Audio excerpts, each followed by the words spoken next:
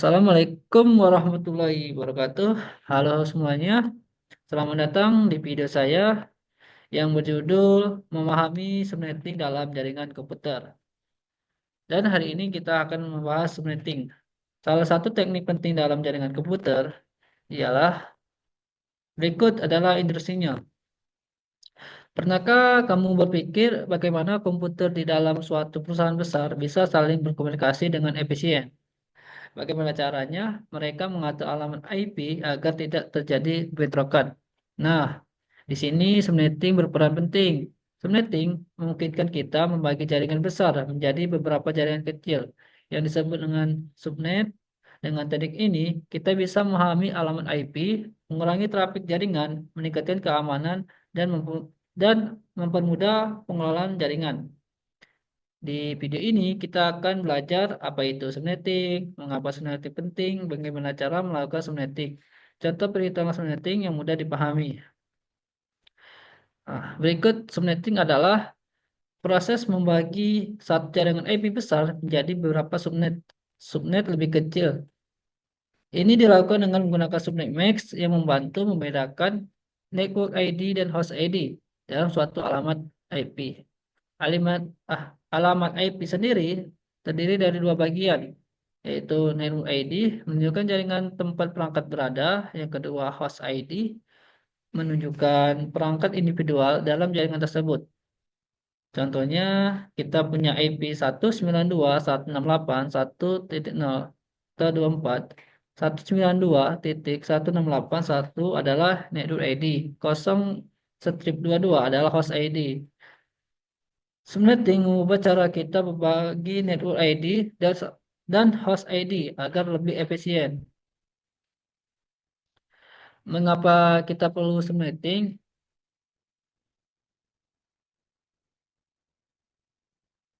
Keuntungan utamanya, yang pertama, menghemat alamat IP. Bayangkan, kita memiliki jaringan besar dengan 1000 perangkat, tetapi setiap jaringannya hanya bisa menampung 254 perangkat. Jika kita tidak melakukan subnetting, kita akan membuang banyak elemen IP. Dengan subnetting, kita bisa membagi jaringan tersebut menjadi beberapa subnet kecil yang sesuai kebutuhan. Mengurangi lalu lintas jaringan atau trafik. Dalam jaringan besar, terlalu banyak perangkat yang berkomunikasi dalam satu jaringan. Bisa menyebabkan kemacetan data. Subnetting mengurangi jumlah perangkat dalam satu subnet, sehingga lalu lintas lebih terkontrol. Yang ketiga, meningkatkan keamanan. Tanpa subnetting, semua perangkat bisa saling mengakses data satu sama lain. Namun dengan subnetting, kita bisa membatasi akses antar subnet. Misalnya, Departemen Keuangan dan Departemen IT memiliki subnet berbeda, sehingga mereka tidak bisa langsung mengakses satu sama lain tanpa izin khusus. Dan yang keempat, memudahkan manajemen jaringan. Dengan subnetting, admin jaringan dapat mengorganisir dan mengelola jaringan lebih baik.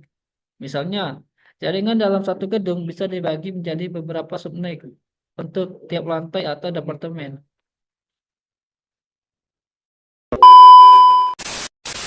Bagaimana cara subnetting bekerja? Nah, yang pertama, subnetting dilakukan dengan menyusahkan subnet max. Subnet max menentukan bagaimana dari alamat IP yang digunakan sebagai network ID dengan bagaimana sebagai host ID.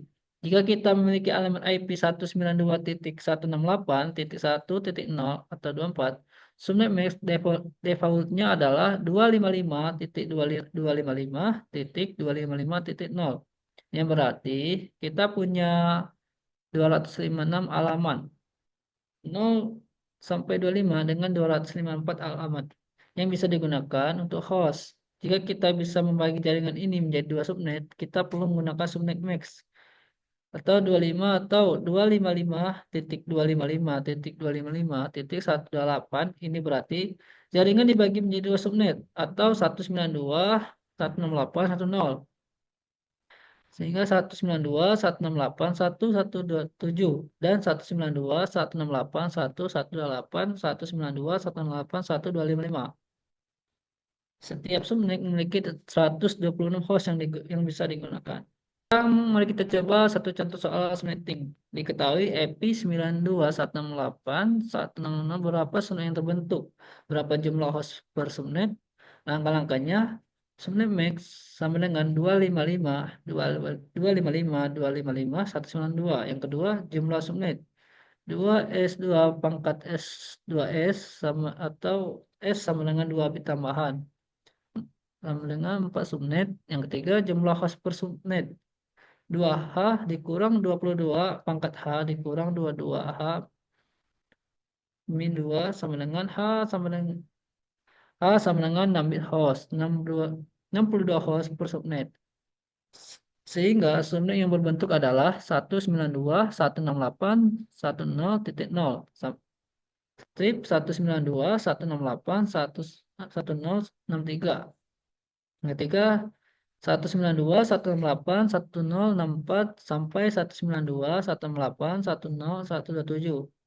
Yang kedua 192, 168, 10, 128, 192, 168, 10, 191. 192, 168, 10, 192. 192, 168, 10, 255.